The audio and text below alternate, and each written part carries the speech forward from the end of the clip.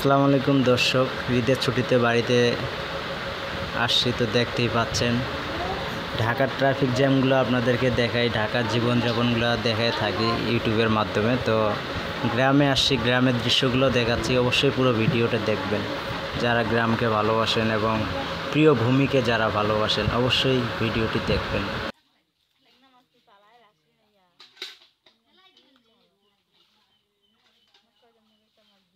চাচি আমার ভিডিও করলাম।